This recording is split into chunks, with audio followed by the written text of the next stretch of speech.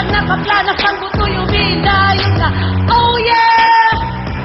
Ang iyong reaksyon talagang malupit. Kaya 10,000 iyong makakamit. 936-2551 iyong tatawagan. Si Daki Dakanay, hanapin mo lamang. And attention continues here in a special comeback episode of your favorite Talentadong Pinoy. Lahat po ng 7 comeback talentado na nag-perform ngayon, tatanggap kayo ng 5,000 piso. Manalo man o matalo. At dahil wala sa inyo ang nasara ng kortina, importanteng malaman ninyo na lahat kayo ay may chance pang manalo ng 50,000 pesos. Pero, mangyayari lamang yan kapag napatumban nyo ang ating 2-time defending champion na si Melbelin.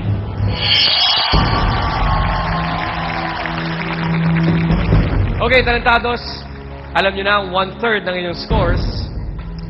Alam nyo na rin ang mga komento ng ating talent scouts. Now it's time to find out kung sino ang nagwagi sa mata ng mga jury. Ang nakakuha ng pinakamataas na score mula sa ating talent scouts ngayong gabi sa ating special na comeback episode.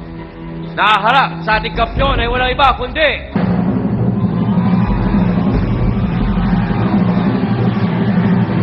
congratulations!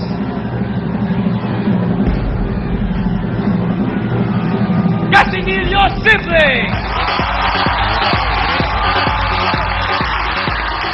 To all our other talentados, thank you very much. It was nice seeing you again. Maraming salamat. Casimilio Sibling, congratulations. Kayo ang panalo sa batch na ito at kayo ang haharap sa ating defending champion. Pero ngayon pa lang, meron na kayong 10,000 pesos. Kaya, congratulations guys. Tunay na malapit sa kanyang pamilya ang ating defending champion, lalo't na siya'y nag-iisang babae sa kanilang magkakapatid. Makipagkwentuhan tayo sa kanya at sa kanyang pamilya. Congratulations, Melbelin! Hindi ko po alam kung hihinto ang paghinak ng mga oras na yun. Di ko rin po alam kung maglulumpasay ako nung mga panahon po na nanalo yung anak ko eh. Siya po yung isang kapatid na matulungin sa amin.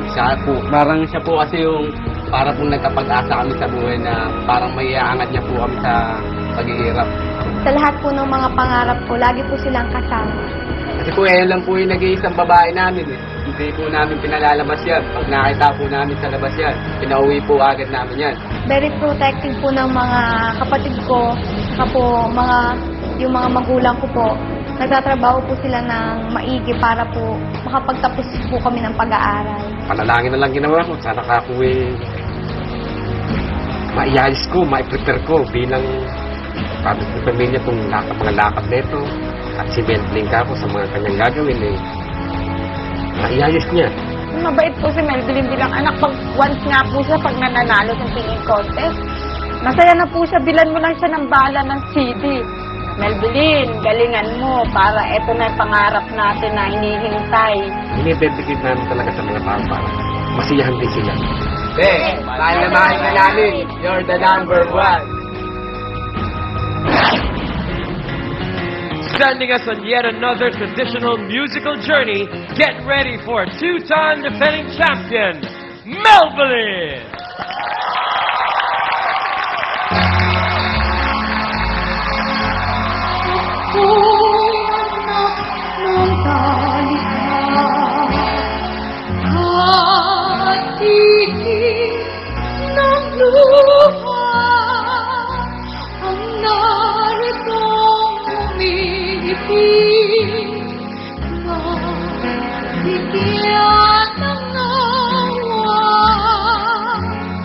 Buksan mo ang langit at pusa mo pakita ang aking likhain sa kapagharap ka.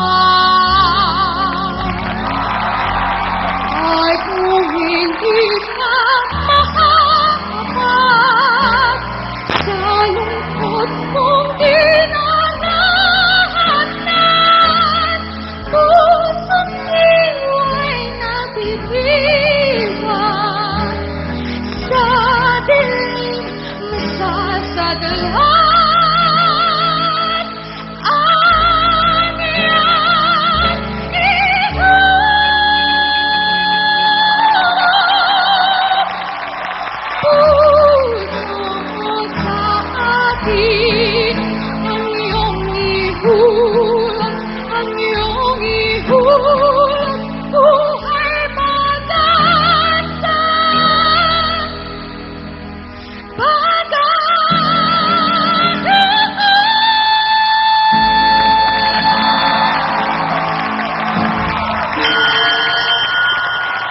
third time on our stage, our defending champion, Melvin. Hi, Melvin.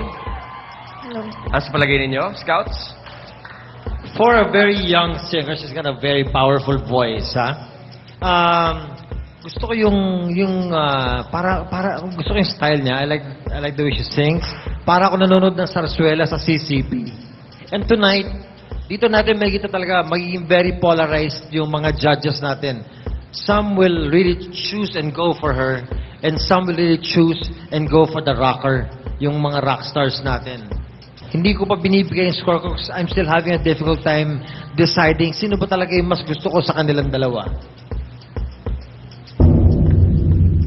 For me, parang klarong-klaro kasi ngayon lang natin nakita ang batang-bata na talagang binubuhay niya ulit yung ganitong klaseng pagkanta. What a great inspiration for all the other kids. You are so charming. You are lovely, and the way you look at the audience and us, and the way you open your mouth when you pronunciate every single syllable of your song is truly, truly impressive. I think you're such a superstar. First, yung look, kahit na naka-Filipiniana dress siya, pero may touch of pagka-bagets pa rin, Yung hair, hindi siya nag-trying hard na magpaka-old, na tingnan.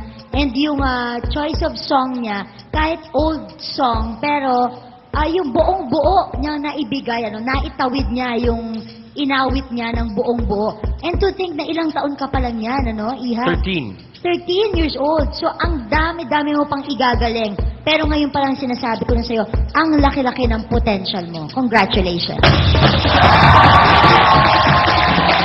Sa akin naman, pangatlong taon na ng Talentadong Pinoy, ngayon lang ako nakapanood ng ganitong klaseng talento. Hindi ko ma-imagine ang isang kagaya mo o edad mo, malaawitan kita ang dating, di ba? Pagsamahin natin Armida Sigonreyna, Silvia La Torre, pumasok sa